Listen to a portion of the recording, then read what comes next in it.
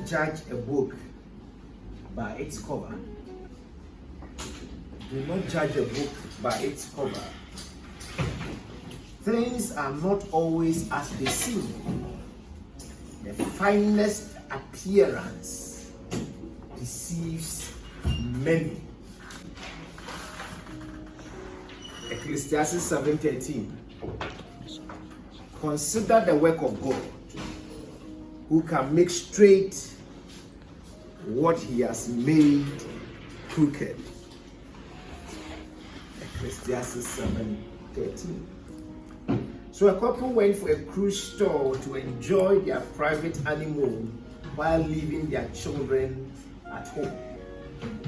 Unfortunately, the cruise ship was sinking due to catastrophic weather conditions. The couple finally made their way to the lifeboat area, but there was only space for one person left. The man jumped onto the lifeboat, leaving his wife on the sinking ship. The wife stood on the sinking ship and shouted to her husband, saying, So the teacher paused the above story and asked a student in the classroom, let us guess, what do you think she shouted to her husband? Most students answered all together, I hate you. I was blinded by love. The teacher noticed that there was a student who sat quietly and asked him. The student answered, but you, before I continue, okay, most of you are reading, so you know what the young guy said. So the teacher,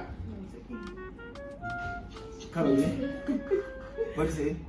I would say 8. But do you follow the story to this point? So the student answered, teacher, I believe she would have shouted, take care of our children. The teacher was shocked and asked, have you heard this story before?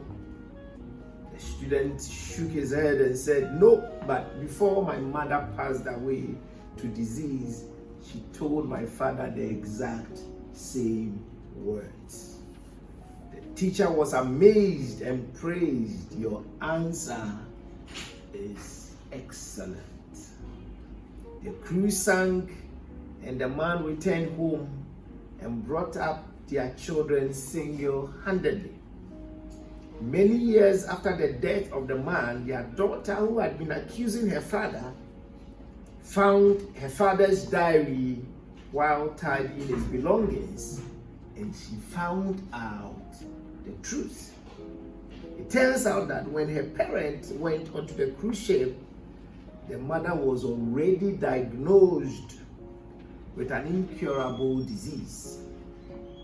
During the crucial moment on the sinking ship, her father rushed to the only space left on the lifeboat.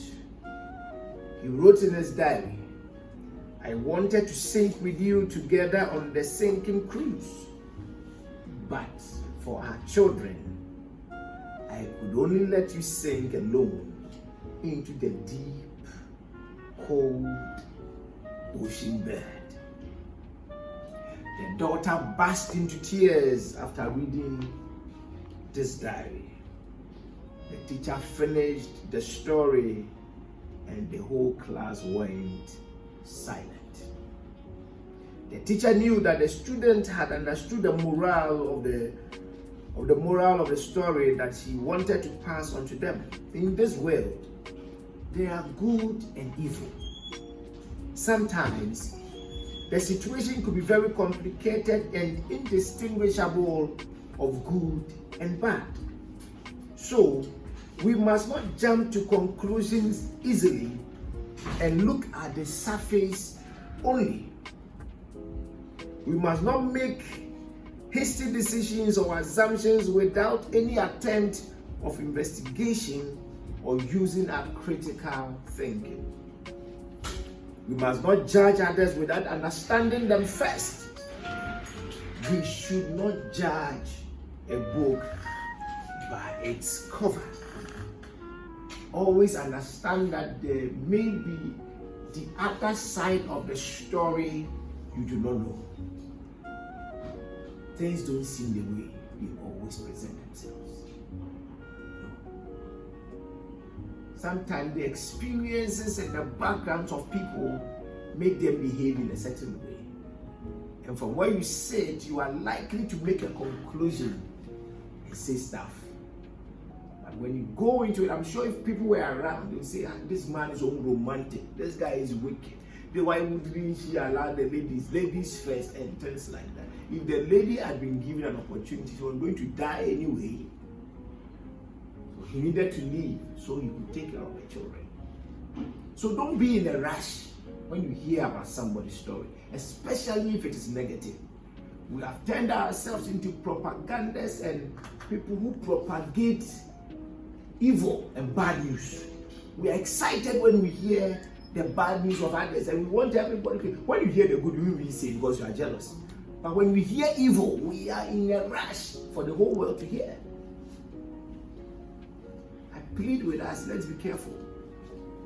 Because things don't seem like they are on the face of it. By the time you go beyond it, you realize that there is much more to it. So let's learn from this story, and may we never judge people. Let's leave it with God. Let's leave things to time, and time will eventually reveal and unfold to us the real truth. May the Lord help us as we imbibe these virtues into us in Jesus' name. Amen.